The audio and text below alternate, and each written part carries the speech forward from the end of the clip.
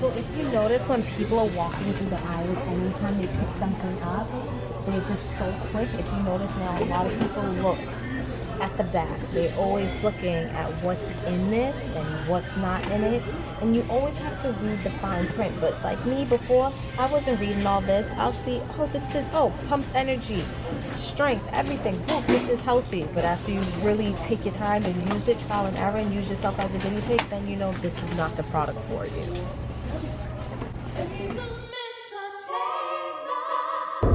Cool. I'm here with Kendra. She's driving, and I'm just chilling. I'm the scrub. And speaking of scrubs, Kendra has been doing some marvelous works with her products, and I've been helping her out in the how do you call your because I wouldn't say what I call it. With my body essentials. Body essentials, but what do you call your work area? Because I have a name for it. But my lab. Your lab. It's called a lab. It's a naturals lab. Alright. I've been visiting her, assisting her in her naturals lab, and she's gonna tell me more about it. She's gonna tell you more about it.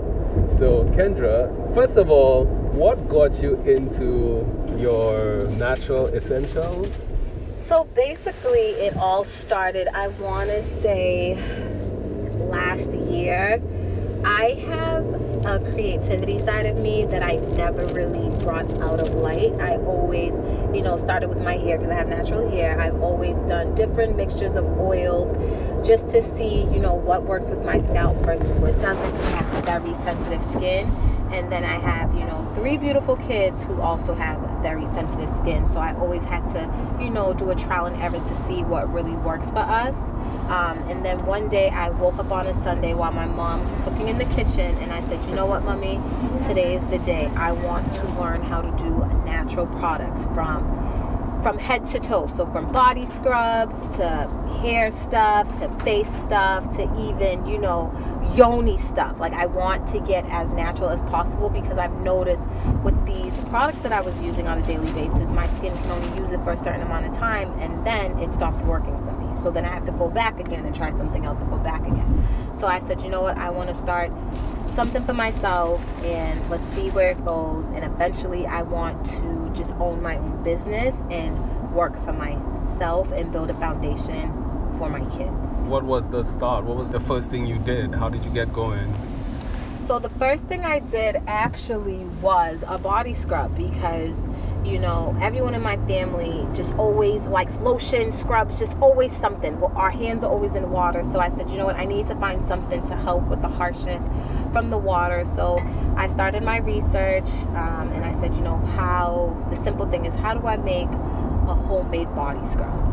And seeing all the different things that people use, and some people still use chemicals, but I went to the most naturalist, which is literally just some sugar, some butters or oils, and you can add a little bit of coloring to give it color, and your oils, depending on if you do a flavor, will give you that flavor. So for example, if you wanted a lavender scent, you would use a lavender based oil that gives you the natural lavender scent to give it, and then you mix it all together and boom, you have your scrub. So a lot of things are natural products are very, very simple.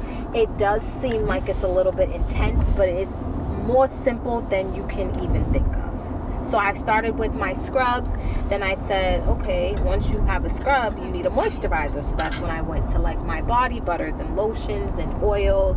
And then I was like, I need to think of things. I like to do things in a set. So say for the nighttime, you got people who like to light candles while they're taking a bath. So I said, okay, let me start looking into my candles.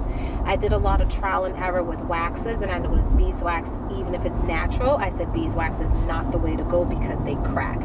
So I said, you know what, let me try coconut soy, and it worked perfectly. So it's all trial and error. So I go from candles to bath and body to home essentials, and that's basically what it breaks down to. So when I say for my hair, so let's start from head to toe. So my head is my hair, so I have my hair oil, my hair balm, which is like a hair grease. Then I have, you got your face, so we have scrub, a toner, a face mist to give it some natural, just a refreshment. You have a face oil for moisturizer, Then you have your bodies, which is bath salts, when you want to take a nice bubble bath, your butters, your yogurts, your body oil, your scrubs, any detoxants for your body. Then you could do a hand scrub, a foot scrub, just everything that you can think of. Then I have something for men, for their beard, for hair, or ingrown hair. Just different things that just keeps your body natural and keeps it nourished, because your body does go through a lot of like dehydration, even if you're drinking all this water, but your body still needs to produce some type of natural oils, and that's what helps it. I'm looking for products for my armpit hair and my pubic hair. You have anything for that? So yes. And when you say pubic hairs, if you do, some people, shave or wax, so there's an ingrown hair. There's also like a scrub which is called a yoni scrub. And with the yoni scrub, it just helps detoxify and help bring up any of your ingrown hairs and just keeps it soothing. So I always tell anybody before they do a wax or a shave, always exfoliate the area before doing it, because it brings up any of your dead follicles, and then it's safe to wax, it's safe to shave. Then you want to put a nice oil underneath to keep it moisturized, because if you notice, if you go to the barbershop, you get a lineup, they're putting quick oil, or not even oil, rubbing alcohol, and it burns. You're like, no. Yes, it's good to help, but then you still want to put an oil to help close up the pore and to prevent the hair to coming back rough. You want it to grow back smoothly. As you stated, you're natural, the kids are also natural.